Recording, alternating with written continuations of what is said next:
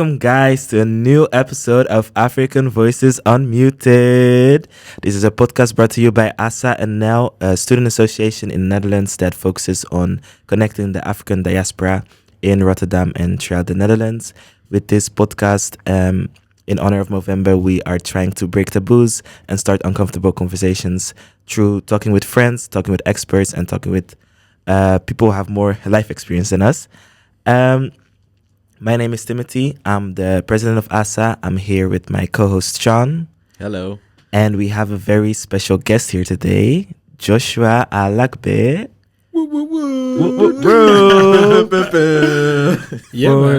For the people who don't know you yet, Joshua, could you maybe introduce yourself? Yeah, sure. I'm Joshua Alagbe. I am a content creator and presenter.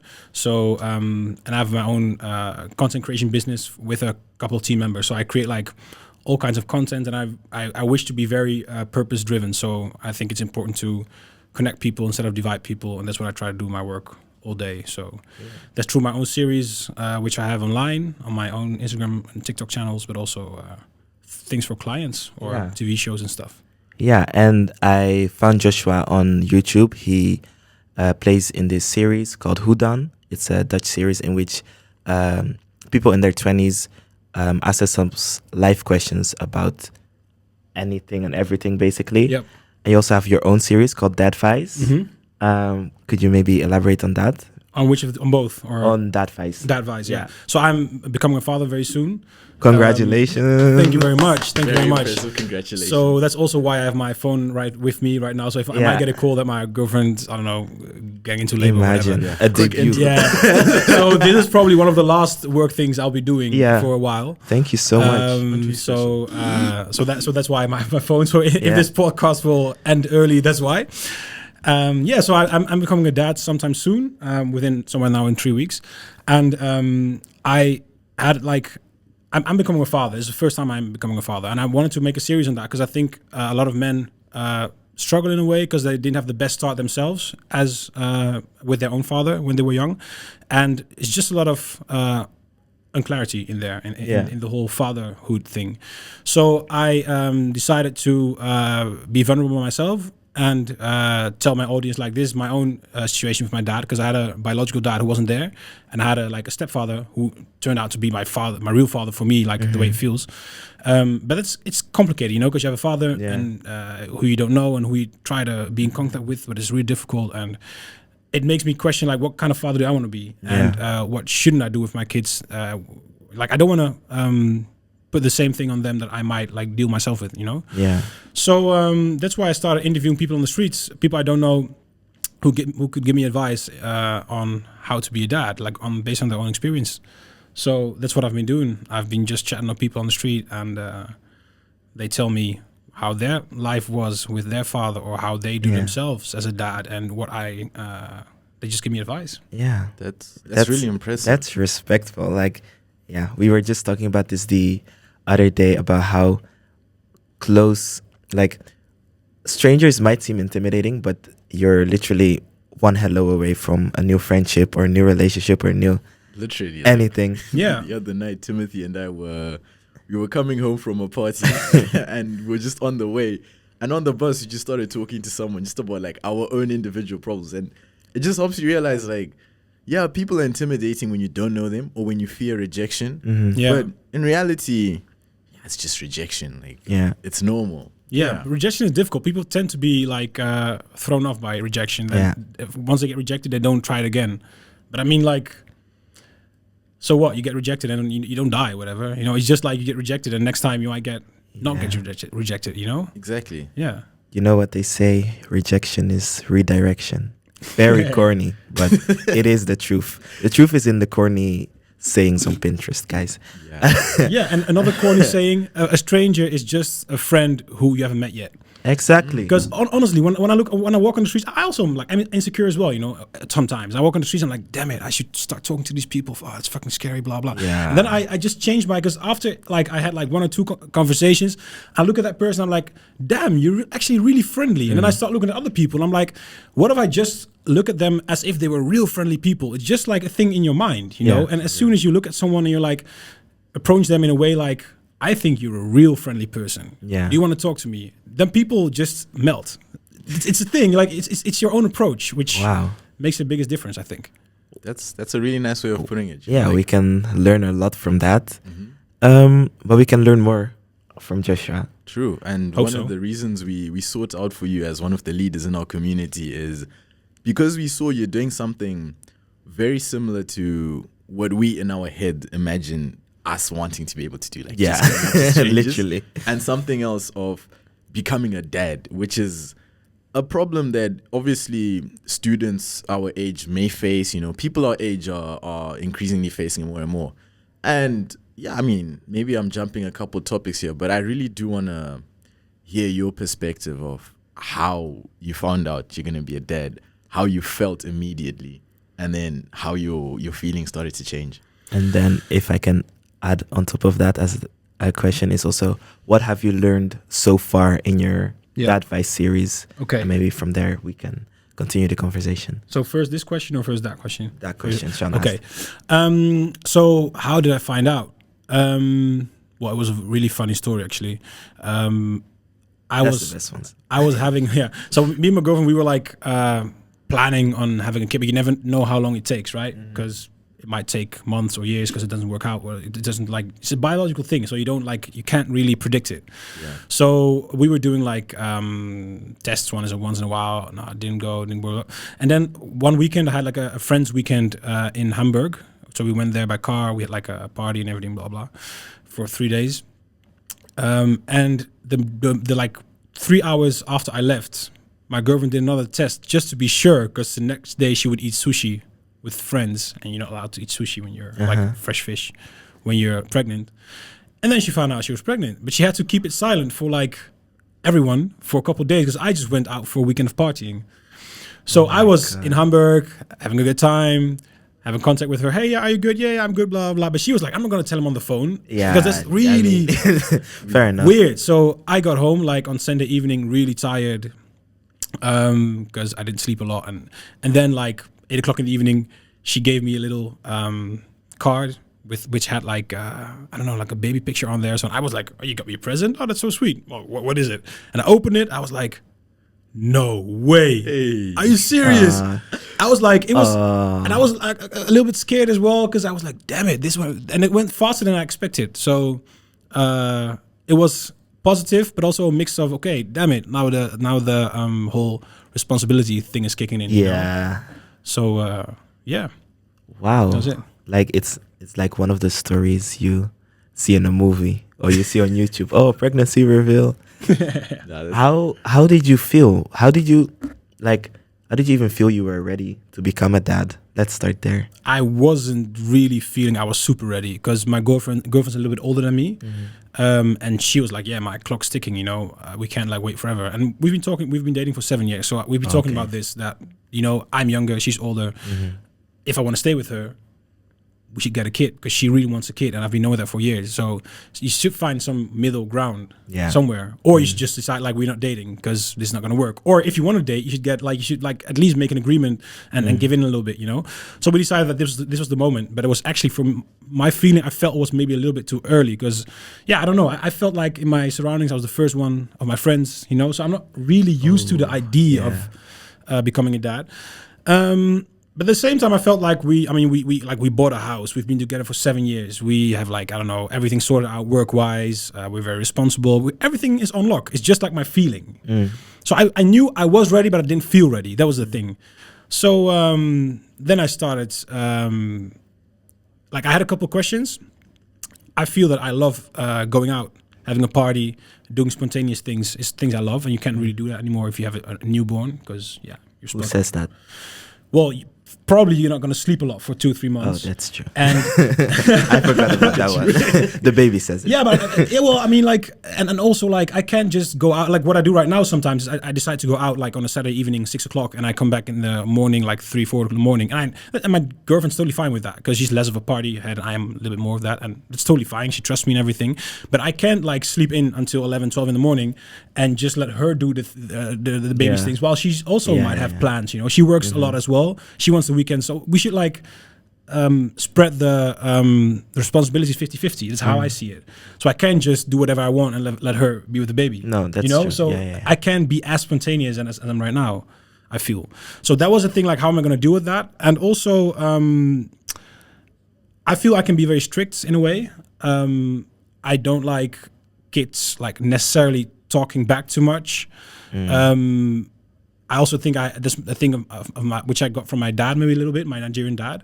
I just think like parents are parents, and of course you can talk about stuff, but if I tell you no once, if I tell you no twice, you better don't come up a third time, because it's clear, right? Yeah. And but I feel that that's not necessarily always the right approach, but that's my first reflex. So I don't want to like create something like it that they don't feel that they can express themselves, you know? Yeah. And how am I going to find the balance in not being too, oh, everything is yes, you can be, I don't know, you just can, I don't know.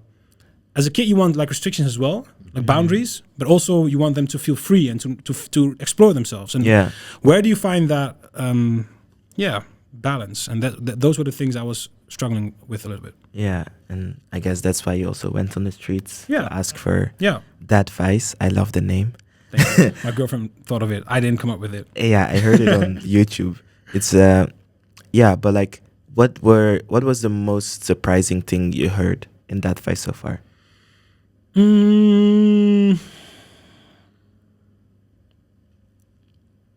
Or your favorite advice, or something that you were like, oh yeah, I was gonna do this wrong if I hadn't heard it. Like, there's a couple ones I think were really good. But there was one girl who told me, like, if your girl likes shopping, please go with her. Don't let your wife or girlfriend or whatever, your partner do it. You do it as well with her, because it's really important that you as a father invest in things you might not even like yourself, but things she likes. I'm getting a daughter. Oh, yeah. So and then I realized, like, it's just like any other relationship with a friend or with your partner or with, I don't know, whoever you think is important to you. That's the same thing you're creating with a kid. So you might, like, I don't know, be like, every day when she gets home, you're like, hey, did you go to school? Yeah. How did you like school? Was good? Blah, blah. Okay, now I'm going to go do my own stuff and you go do your own stuff. That's not bonding. And if you really want to bond with your kid, which I think is really important, I really want that relationship that she can tell me anything. Like, I want her to feel that no matter if the world is against her, I'm her dad and I will always be behind you, because that's the most important thing I think a kid can feel in order to be successful and be self-confident and be feel worthy, you know? Yeah. And I just realized that I have to do that from second one, just invest in things she likes instead of only doing things with her I like, or just, I don't know, I don't like shopping necessarily, or I don't know, playing like with a dollhouse, or maybe when she gets like 14, 15 years old, she wants to go to some kind of concert of some, I don't know, girl band or whatever. Yeah. I would just go with her to all these things, because that's when she knows that she's really important to me, and that's the most valuable thing I think a kid can have. And that's what the girl told me. Wow. So that was a real good conversation, and she learned it from not a too great example in her own situation. So she told me, make sure you do that, and that was really nice. Wow, it's so obvious, but it's also so not obvious. it's always obvious, but if you don't consciously do it, you might forget about it. Yeah, that's true. Yeah. No, I just think that's really cool. Like, especially, what do you feel your dad has done in your life that maybe going back, you're thinking, all right, in the future with my daughter, I'm definitely gonna do more of this beyond even just the whole doing things that he doesn't, or less of this, to be honest. So the more of this, like my dad. So we're talking about my Nigerian dad right now, right? Because that's who I see as my dad. Yeah. Like, he is like a very stable. Like, I don't know if you guys know, like, the reputation of Nigerians. They're very boastful and they're very like loud, and he's totally not that. Like, he's a pastor.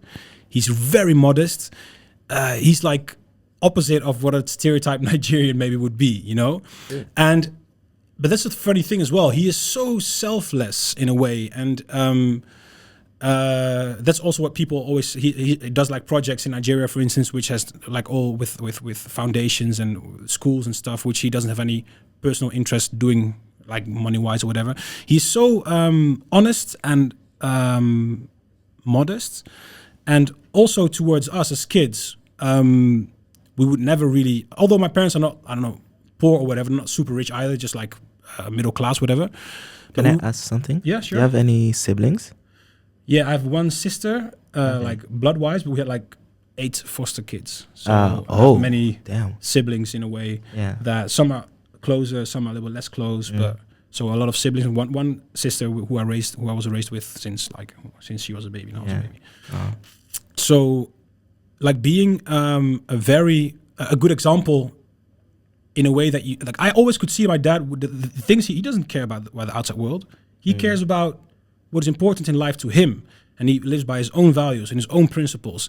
And he doesn't care about, I don't know, if people think he has a lot of money or doesn't have a lot of money, or if people think he is, I don't know, whatever. He just doesn't give a shit, and that's really. I was so proud of him that he really built my core as a person, I think, in that way. And that's also what I realized I want to be, and especially in the Netherlands, because the Netherlands, is, especially like 30 years ago when he got here, like a little over 30 years ago, it's racist in a way. I think we can say that, right? Although it's sometimes subconscious, which is not always, I don't say like Dutch people are bad people. It's just like the way we have developed as a country since, I don't know, 1700, whatever.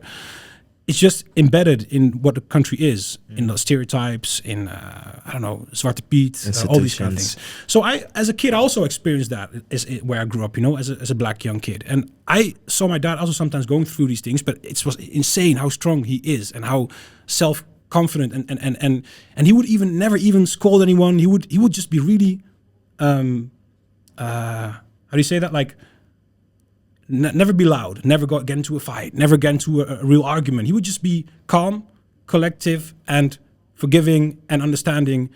And I was like, this is insane. And that's this kind of example I really hope I can be for my own kid, because it really builds my my self-esteem as a young man, I think. Yeah. And do you think that his role as a pastor and the role religion plays in his life has something to do with that? And also the follow-up question is, how do you see that in your upbringing of your kid? The role as a pastor, I don't think like, I think the things I value in him are not necessarily, doesn't have to do with his role as a pastor. He is a very engaged pastor who is like doing all kinds of projects in the Netherlands, but also in Nigeria, which I think is really inspiring. So in that sense, I think that's something I took out of it. Yeah. But I mean, my dad worked, and it's just his job, So it's not like I wouldn't really say that this really, really shaped me as a kid. No, it's more his personality than his job. But his job did have an impact, of course, on me being in a church, in like a predominantly black church, which sometimes has like some cultural expectations, and as a son of a pastor, and the way I look with my earrings and my afro hair, blah blah, it's not too much of a people don't really like that. I was in church like 2 weeks ago, and there was one guy who started talking about my hair again and my earrings, and you look like a woman, and blah blah. Come on, man. we're past that. It's not that serious. We're past that. It's not that serious, people. But it's also like, I mean, and I don't even blame him. I just don't feel like I like to conform to all those cultural norms. You know, it's like Jesus had long hair, so why would you care? Like, right? Jews had long hair back then, so I mean, so that did shape me as a kid, and it took some time to also to completely like break free of that. Yeah. Okay. I had a very good question, but it left my mind. But now I'm just thinking about that. Like, it just makes me think that, at least for me, growing up in the church as well, you just start to see the differences in the mentalities. Like, actually, I wouldn't even say just the church, but just in general, particularly in maybe third world countries, that it's more of the mindset of trying to box you into this unknown idea. Like, you can't escape that. You cannot be anything that we don't see, or if it's not in our culture, then it's not within us. And I think people like to sort of what's the word? But they like to project it onto you. Exactly. Oh, projections. Yeah. I have a lot to say about that. And sometimes that sort of ends up being a way to like break you down piece by piece of, oh yeah, no, that here. Just chill, bro. Just have a nice short hair. You can do waves. It's fine. Yeah. Just a brush cut. No, nothing too crazy. Let the air flow through your head. You know, Exactly, instead of- be bold. A little. like me. Yeah. And then it's like, but I don't want to be bold. You know, I'm only 20 years old. Like, what am I doing this? This is not what's cool. Yeah. And I just want to be myself. And it's also another generation at the end of the day. I was talking with my mom yesterday, and she said that if I were to like do something with my hair or with piercings or anything, like she would not like it because she also isn't a person that wears any makeup or any earrings or anything, but that's her. But she said that shouldn't stop you, but she's not gonna shut up about it. So just be you unapologetically, because if they can do it, we can also do it in that sense. That's what she said. I mean, Or- that's what I interpreted. So it's funny. So she said like, you do whatever you want, but I'm gonna talk about it. That's what she said. I'm gonna not gonna shut up about it. I mean, when I That's asked funny. if I should get dreads, she was in shock. So, you know, Yeah. it's still a balance. Yeah. So like I can do, like, I could do whatever I want, but there's gonna be consequences of her being the voice of a mom in my life in that sense. So that was very different than it was growing up. But that's Yeah, yeah.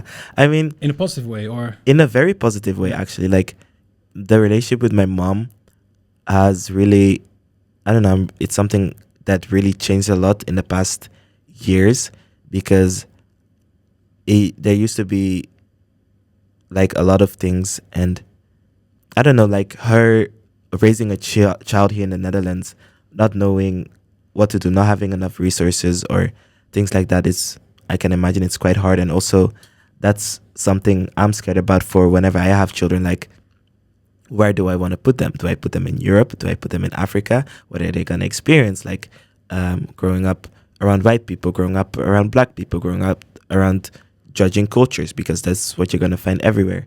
And I don't know, the support system that I had growing up here in the Netherlands was incredibly great, and that's really up to my family. So you could do the same for your kids, right? yeah, of course. But I don't know, it's scary, because like, I think why I was also so inspired by you and your whole Dad Vice journey is because I lost my dad to the battle of cancer when I was 16. Oh, that's hard, man. Yeah, I didn't know if I was actually going to talk about it on this podcast, but I guess it's out now.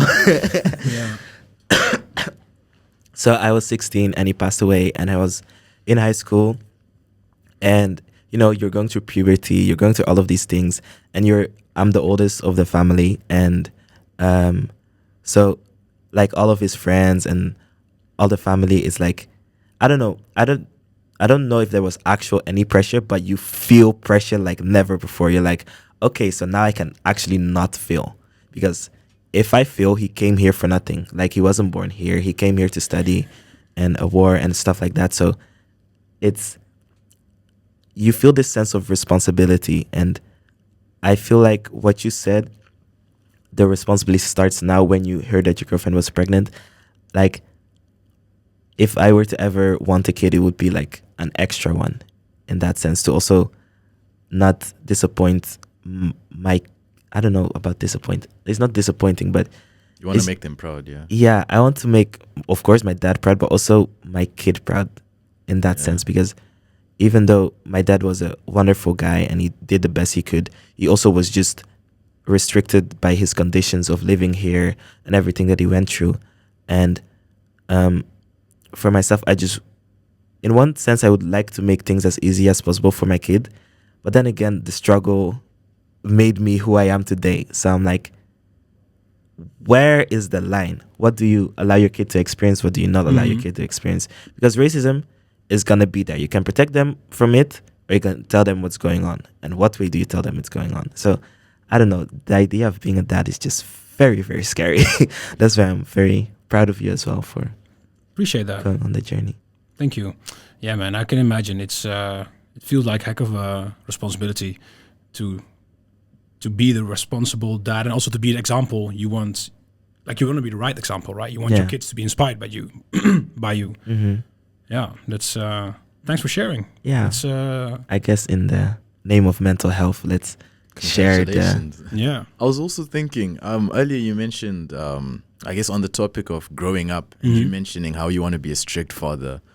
How exactly, well, okay, you having some strict tendencies, maybe strict father's a bit like boxing you or something, but how exactly are you going to deal with an issue like disciplining your child? Yeah, I don't feel that. For instance, beating a kid. I don't think that beating a kid is the way to go. Even because it's like, to me, it's like showing, it's making your kids scared maybe of you as a parent, and I think that you result into physical measures if you're not able to deal with it verbally or through boundaries or through being consistent, for instance. So, and I also got whipped when I was a kid, and I'm fine right now. So it's not too much of a problem. But I just don't think it's the right way to go. So that's the first thing I think. But I mean, maybe in 10 years I'll say something different. But that's how I look at it right now. Yeah. And how do I go about disciplining my kids? Yeah. So my girlfriend is a little bit more I have a great example. So one of the friends of my girlfriend has like a young kid of almost 3 years old, and they went to a concert in Rotterdam, and the kid slept at our place. So we were like babysitting the 3-year-old kid, and the two parents, they left the house very in a rush because they were almost late and everything, and they should have prepared it better for the boy. But they didn't. So the boy was like, "Whoa, my parents left. I'm in a house I don't know. This is really scary." And so he kept crying. He kept crying. He didn't want to go to bed. And at a certain moment, I was just like, "Just leave the kid in bed. He will stop crying after 10 minutes, 15 minutes. Just leave it, you know." And that's my way of like telling him to go to bed. I bring him to bed. No, I don't want to go to bed. Blah blah. And I'm like, after a couple of moments, I just get fed up. I'm like, this kid is experiencing too much freedom, instead of just listening to an elder and go to bed, full stop. But then my girlfriend, she was better tapped into the emotions of that kid. So she realized that he's in a house he's never been at before. He's in a room where his parents used to be, but then they left and now they're gone and he feels unsafe. That's the primal feeling of a kid of 2-3 years old. I mean, of course, you want to feel safe. You're completely in the hands of your parents or any other elder around you. So what my girlfriend did was she slept with him in the bed. She lay down with him, and she set up like a little video to just watch something. And he started falling asleep. She cuddled him. She stroked him and everything. And then after 10-15 minutes, he was so calm and he just fell asleep and he felt safe in the house. And I was like, damn, I just neglected his whole experience of not feeling safe in our house because he doesn't know the house. Even though he knows us quite much, he doesn't know the whole environment, and it's just scary for him. And instead of forcing a child to sleep, you should recognize their emotions. So I feel that my girlfriend's going to be of great help to me because I'm a little bit straightforward in those things, and she's maybe a little bit more emotionally intelligent in that way, and she better understands what kids need to feel seen and heard, and in that way they can also cooperate. You know, it's not just they don't want to listen, they feel unsafe maybe sometimes, and that's a scary thing, I think. Yeah, a kid can experience. So yeah, those are the things I want to learn. Do you feel like when you were, I don't want to use this term, but like picking out your girlfriend, but do you feel like these are some of the quality traits that you almost looked for? And let's say if you were giving advice to Timothy and I, we should be looking out for in terms of, subconsciously, yes, I think. I've had a couple of like serious like relationship girlfriends in the past, and all of them were very responsible, stable girls. And I just realized that that's the type of woman I like, because I know that you can build upon, like you can build a future with them, and they will not just, I don't know, leave you for a whack reason, you know, for and also the stability from home they got, which makes them a stable person in the future. And you don't need to have a stable home situation, but often it's I think it's correlated, you know. So those things I saw in her, and I was like, yeah, it sounds very practical and not very sexy, but those were the things that deep down taught me that I think this is a great girl I can really build a future on. And apart from that, she's very pretty. I think she's very funny. She's ambitious in life. She does all kind of cool things, and I really like her for the person she is. But you could also do all those kind of things, but feel like when shit hits the fan, I don't know if I can really, if you can help me through this, you know? And that's something I felt that was really important. And her also being wiser in some parts of life than me, she compliments me in a way. And I also think I compliment her because she's not also too much of, she also has some things she's less good at, some things I'm less good at. And I think we complement each other quite well. And those are the things that I would, it takes time to discover these things. It's not something you know within a month or within a year or maybe within 2 or 3 years. You have to go through fights together. You have to go through because in the bad situations are the moments, you know, like, can I depend on this person or can I not depend on you when real shit hits the fan? And those things made me realize that she's a keeper. Yeah. I think it's already like, apart from your whole, for yourself to think like, oh, will I be a good dad, this, that. The fact that you already talk about this way about the mother of your daughter says enough, I think, or a lot. Let's say that the relationship, you experience it like this and in such a great way. I think that's also very not talked about, that the relationship your parents have also affects you a lot. Greatly, I think. Yeah. I mean, you also speak about your girlfriend, but from the way you speak on it, do you guys ever imagine yourselves getting married, or this is like a conscious choice? Yeah, it's funny because when I say girlfriend, it sounds like she's just my girlfriend, not yet serious, whatever. And I think it's also a cultural thing, right? Because you're from Zimbabwe, you said, and you are? I'm from Uganda and Rwanda, but I was born here. Yeah, okay. Well, do you have a lot of people in your surroundings who don't get married and just get a kid and buy a house and that's it? Honestly speaking, okay, obviously in the Netherlands, no, because no one is really this serious with the relationship that I know. Because they're young. Yeah, exactly. Yeah. But in Zimbabwe, not so much, because I guess that's just how the culture is there. But here it's a bit different, or it can be a bit different. Yeah. So my mother's also not that much. She's maybe also a little bit more traditional in that way. And my dad is also. So they don't like it too much that we're not married. But they accept her and they're great. They'll have a great relationship with her. But they would prefer us to get married. Same with people in the church. I went to church with my girlfriend like 2 weeks ago, and she was she's like 35 weeks pregnant, so you could really clearly see it. And people were like, what's going on? He's not married, right? Like they're like, oh, so you're not married, but you have a kid. Okay, well, oh, that's great, but weird, you know? That was the vibe. And I don't, honestly, we might get married sometime soon, but it's like, it costs a lot of money. It's a lot of responsibility. And I mean, we're getting a kid now. We bought a house a couple of years ago. We work a lot, both of us. So it would just be an extra responsibility, which you want to do right, which you want to be. It should be fun. It should be a day you never want to forget, you know?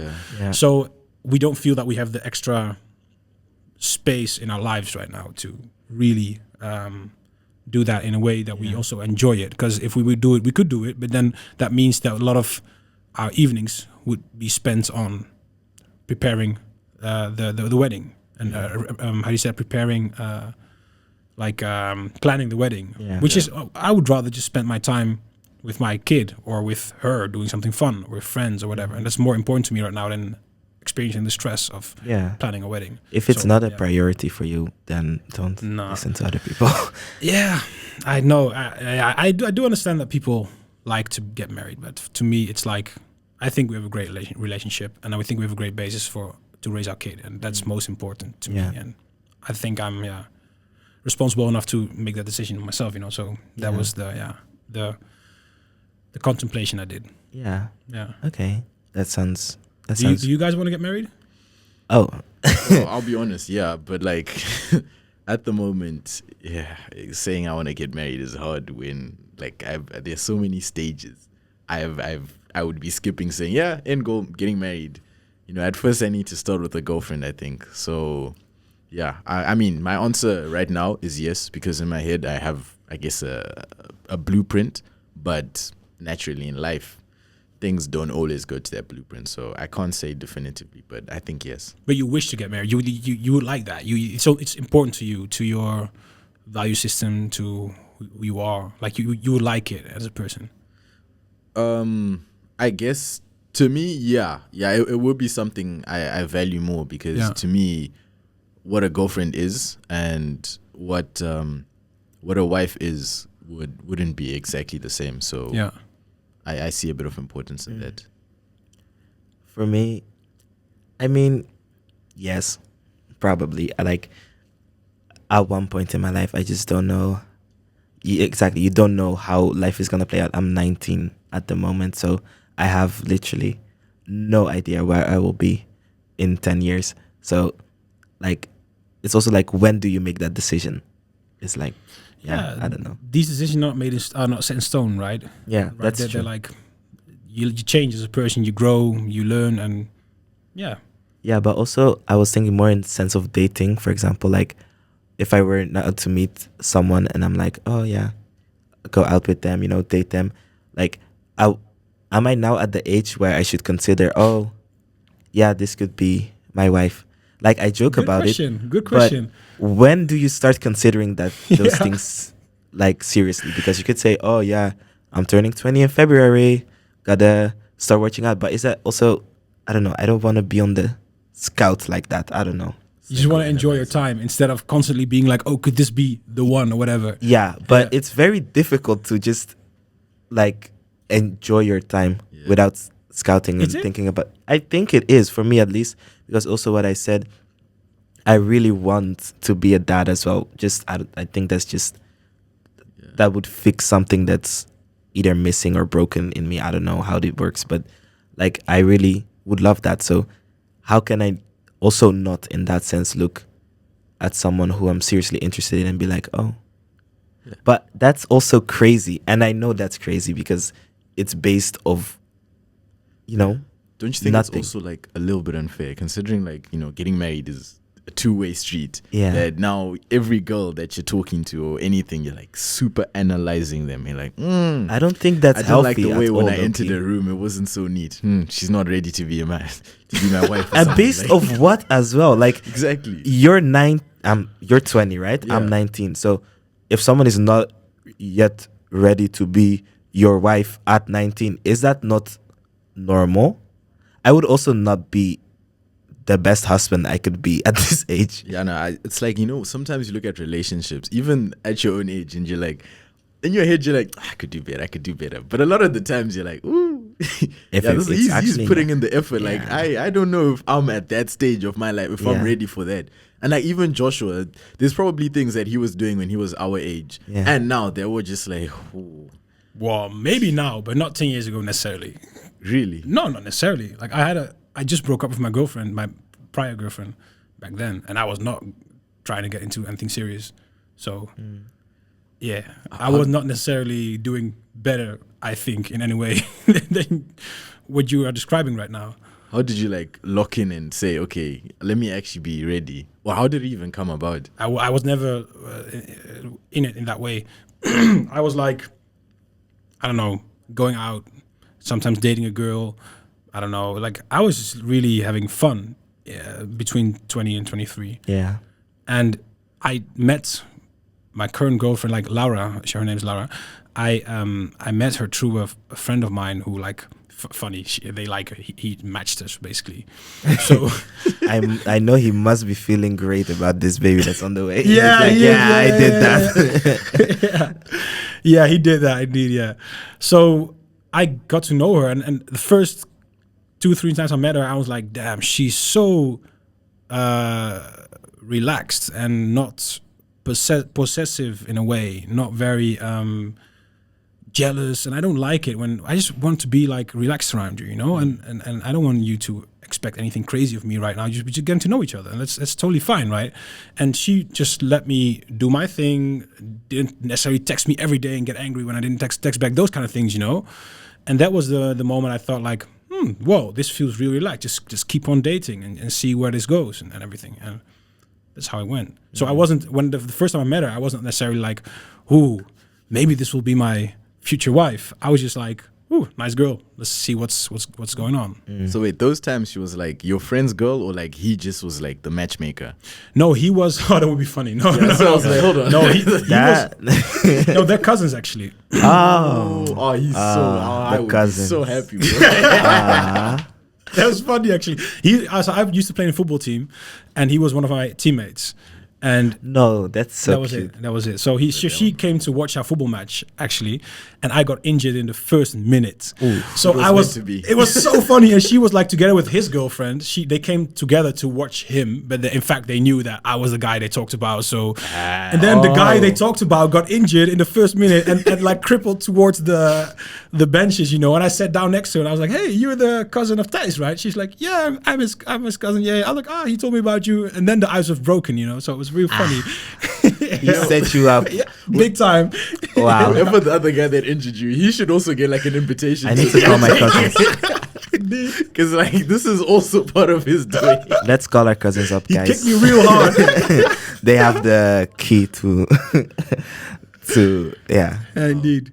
Yeah, so that's how it went. So yeah, but it sounds like you guys are also in a way that you want to find your significant other in a way, but you don't know if you're really ready yet to commit or whatever. Is that right? Yeah, I was in the tram on the way to campus today, and I was thinking like, okay, like if the love of my life were to walk in through the tram doors now, what would I do? I wouldn't know what to do, because also I'm so young. Like, you know how they say like, oh, I want to experience things and whatever.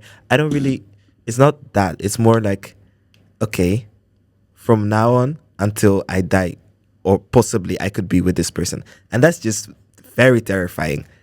That Is you're. it? I think so. Maybe it's fear of commitment, but I don't know. I feel like I hear that, but for me, I'm at a stage where I'm starting to look at my significant other as like a brother or like a parent. Like it's just this is what's been installed into my life. This is as we go forward. Like this is what it is. But also, I feel for me the way I've been looking at it is, at least I've told Timothy this. Obviously, my opinions each day they change, like the weather. Like, but I said That's something healthy, that's else healthy. every single day. I told him March after a lot of things, I've settled down, I'm ready in life. I've got my funds up, gym is I'm on lock, this job stuff is all sorted. Then, This week he switched from, I'm not dating, I'm too busy to, okay, Timothy, we are approaching everyone we see on the street. But that's like a healthy thing a young guy should do. I'll tell you, you thought I would be all there when I was 20 years old. When I broke up with my girlfriend back then and I started dating again, I was so nervous going on dates. I had to take shots of liquor before I went on a date. Imagine, I was 20 years old and I was like I had like an exchange in Brazil for half a year, and I was like, it was real fun and stuff, but we broke up while I was there. And I got back and I was like, okay, I'm going to start dating girls again, whatever. I was like, I got to get out there. I met some girls through Tinder, whatever, super weird. Yeah. And then I was like, fuck, now I got to go on a date, man. I'm so nervous. I just took three shots, which didn't even really help, and then I went out on a date. So it was like, it's normal to be nervous in a way that when you're younger. And I think everybody has that. As long as you know who you are and you, That's true. and there's no rush to it, you just be yourself among everyone who you are, and don't try to like be someone else or whatever. That shit doesn't work, and don't try to rush it, I guess, Yeah. This is golden advice. For real, like it's just I've just also noticed, like, particularly that part of the confidence. I mean, for me playing football, one of the things was like my coach would always be like, oh, right before, because he was an ex-pro, he would tell me like, oh, before I went into the game, like, we take shots of I don't know, Hennessy or something. What's the hard stuff that is?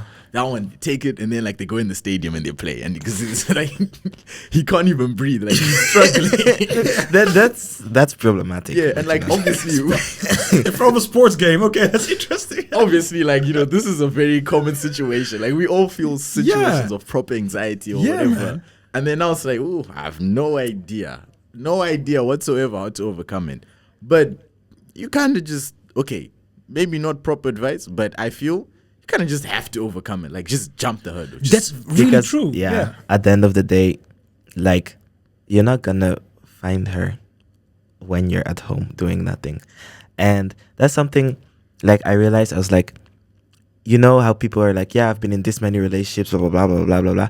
But I see it as, okay, I've had one person or two people or three people. Like, she could be the eighth one. Like, it's not gonna be, you don't know which, like, where in the, I don't know, where in the line she is. Does that make any sense? Yeah, of course. And you also you would also need the first 7 the experience maybe you gain. And learn things, because you Yeah. don't want to be in a relationship and not to know anything. You want to be involved, like evolved in communication wise. Yeah. Like know who I am, know what I like, know what I don't like, and that requires a little bit of, I think, experience to be able to also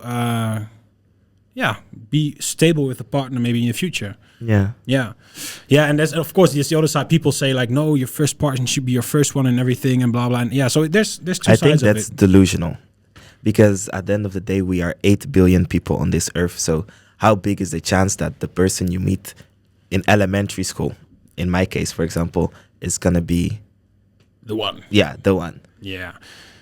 Do you believe there's only the one for you? Oh was my actually about to goodness! ask you that. I was He first. went into Pandora's box. So I think there are people who I don't know. I can't lie. Like, I think everything is meant to be in that sense. Some things are meant to be and meant to end as well, because the relationships or the situationships or the whatever, they teach you lessons on how to be better and how to be in the relationships. But if there's one, like, I would just have to see it, because I think the people who believe in it have experienced it. Yeah. Like, I think that around the world there's 8 billion people, and I think around there should be a couple of them who are fit with me. Yeah. I don't think there's just literally one person in the whole world who I would have a very healthy, loving relationship with. I think there's more than one. But right now I'm with my one, and I don't really see it changing in the future. So I want to be with her like forever, and that's just the way life goes, right? And but like had I grown up in, I don't know, another part in the world, I would have never met her. I would have probably met someone else, and that would be fine too. But I am where I am right now, and that's really good as well, you know. So that's how I see it. Are you guys secure or insecure about love? Let me rephrase that. Are you guys insecure about love? I mean, like, yes, I would say I'm insecure about love, and it's because it's very scary, and you don't know the rules, and no one knows the rules, and things can happen, and where you think like, oh, this could be really great, and then just life shows you, and you're like, what the actual, and I don't know. It's also like you are not, what's it called, guaranteed to find the one or romantic love in your life. So it's less scary because I know platonic love and I know the love of my family and everything. But romantic love is very scary. But do you think it's in your, like, isn't it true that the more you open up and the more you are vulnerable and the more you are open to really connect to someone and also show a little bit of yourself, that is the way that people also start connecting to you and fall in love, and that's when you build up something. That's often the thing where I think people end up not getting into a relationship because they don't dare to really jump into the unknown and be vulnerable, right? Yeah, that's so true. You really read me there. I don't know what to say. But it's also like just fear of maybe losing the person that's really stopping me from actually being like, okay, who's out there? Because that's the thing also, like, for example, the example I gave of the tram, like, if the love of my life were to have walked in, she could have also just walked out. So, as in, people can leave you, and that's very scary. Yeah. Even though it's maybe not their choice in that sense. You know, another thought is like, who said she was the love of your life? And that's kind of scary to think about, you know, like, what's the guarantee that this is it? Yeah. But what exactly does it mean to be insecure? that you have serious doubts that you are capable of loving, for instance, or that you might succeed in finding love. That's what I think that you're insecure. I feel for me, it's like it then goes into me as a person in terms of I always have this belief that it will all work out in the end. Like at some point, despite the ups and downs, the hills and everything, the world is just going to go flat and I'm going to reach the finish line and I'll win the race.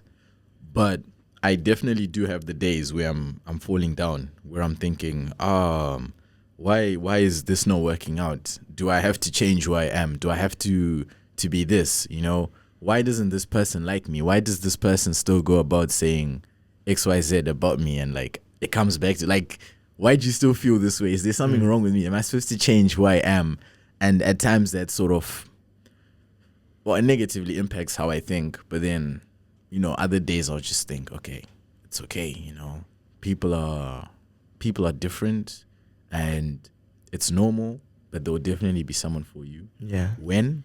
Who knows? But if you just, you know, chill and let time work, then things will flow. For me, it's more like I've already had one relationship, so I know it's possible for me. Like before I ever got in a relationship, It's possible. I know it's possible. yeah, It is So- surely possible for you. like it wasn't a right fit, obviously, because we broke up. But like, so it's there. There's people who can see me in that sense, and I can also see them in that sense, and that's something I used to be afraid of. But now it's more like you can't control when it comes. So the love of your life could come at the age of 70, at the age of 50, and not at the age of 25, where everyone magically expects to find their person and get married and get settled down all in the same 5 years after that. You know what I mean? So that's the scary thing. I think like the only thing I can say from experience is do the thing that is scary to you, because that's where you learn the most, right? Yeah. If you find it hard to go up and talk to someone you might like, just go up to talk to them at a party, whatever, Yeah. and probably you'll fumble, Yeah. but that's okay. Like it's really okay. It's like getting rejected, right? Rejection is okay. Yeah. It's redirection. I Exactly. heard a wise man say it one time. I did not make up those words. Like No, but that's yeah. it, right? I mean, so yeah, probably you know in yourself, like what is the thing I'm most insecure about? What is the thing I found most scary or whatever? That's probably the thing you should do Yeah. in order to overcome it. Really dive like head first.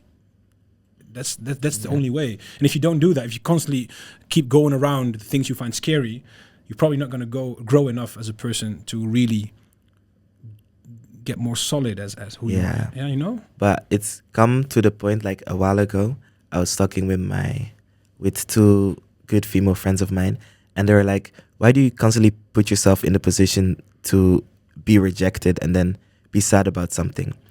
And I was like, what else am I supposed to do? And Interesting. like, okay, I guess I could have gone about it more carefully so I don't, you know, destroy myself emotionally every time someone rejects me or something. But I could, yeah, just if you're careful by who you let reject you, and not everyone on the street who doesn't look at you or smile at you, let that affect you eternally, I think that's the best way to go. Because you'll know who you want to approach. It's not like, should I approach her? Like, at the end of the day, if you know, you know. I think that's really true. So do you agree with the fact that you let yourself be? They said that you often bring yourself in situations in which you get rejected, right? That's what they said. Yeah. So, but I agreed with them at that point because it was like a few cases in the same period of time. And I also wasn't going about it, that I wasn't coping with the rejection in the right way. And I think that's what they more wanted to show me in that sense. So, yeah, what were you saying?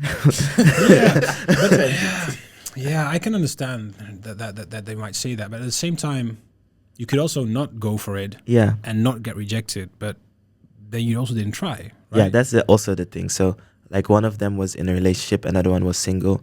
And I was like, okay, but both of you guys have something that I either want or, like, wait, No, that's not correct. So both of you guys have an opinion, but we're not the same person, because there's also people like, for example, these two examples were two girls, and I have noticed whenever I talk to my female friends or my cousins or my sisters or whatever, they notice that the man has to come to the girl in that sense. So it's not comparable. I feel like if you're a guy, rejection is just a part of the deal way more than if you're a girl. Yeah, I feel like rejection is just something where we need to stop putting it as this thing we need to avoid. We just need to take it as breathing, you know. Yeah. It is going to happen no matter what you do. And maybe at some stage, how often you get rejected will become less. And that's probably just in you learning from your rejection, sitting down and saying, what went wrong there? Yeah. But also acknowledging like every conversation, every person is always going to be different. Yeah. And that's how I see it. And if you're just, this is something I read in a TikTok comment. It was like, you have to be your authentic self so the people who are looking for you can actually find you. Great. That's what I also think. Because be yourself. If you act like a certain way when you're with a certain group of people, they're gonna see you as, oh, the guy was with that group of people, but they're not gonna see you as you. And you don't know who's looking for you. Could completely surprise you who the love of your life might be. That's what I think. I think it's really good advice. And if you're yourself, the people, you're going to draw the people towards you who like you for who you are. Yeah. Not just for who you pretended to be, because then when they finally start dating you, they find out you might be different, and then it doesn't work out either, you know? So Yeah. And rejection is not only in love, but it's in a lot of things. And that's also why it's more scary. For example, when you grow up as a black kid, for example, you get rejected by society almost every single day, whether it's in a small comment, whether it's in not getting a job or things like that, but also in work. Like for us, when we're trying to set up the podcast, people who said no to us and people like Joshua who said yes to us, like, you know, it all works out in the end is what I try to believe. But that's hard. Yeah. Yeah. With that said, I hate to break it to you guys if you're really keen on listening to this. We're going to have to start wrapping it up. I just want to give a special thank you to Joshua for coming on here with us in his busy time of his life and in work. Literally. And we wish you all the best from the entire Asa family, which you are now a part of. I just want you to know. Whether you like it or not, officially you are Thank now you one very of much. us. Yeah. I love being part of it. Thanks for welcoming me, guys. I really of appreciate course. it. I liked it a lot, and I felt that we could have gone on for another hour. Literally. And that's probably when you know that you're in the right conversation. Yeah, that it's exactly. like, that's a good thing. That's a real good thing. Yeah. Are there any closing remarks you have or any advice or dad advice you have That advice. for our audience? Yeah. There was another girl I talked to, and she told me that, because I feel that I don't want to fuck up as a dad, you know? I'm really going to try to do my best to not fuck up. And she told me that her dad kind of fucked up. He wasn't very present always.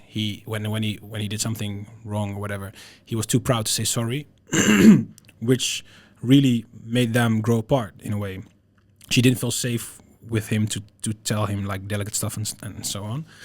And then when he grew older, he learned in life, she learned in life, and he started to get closer to her and actually apologize for stuff he didn't do in the past, and that really fixed their relationship.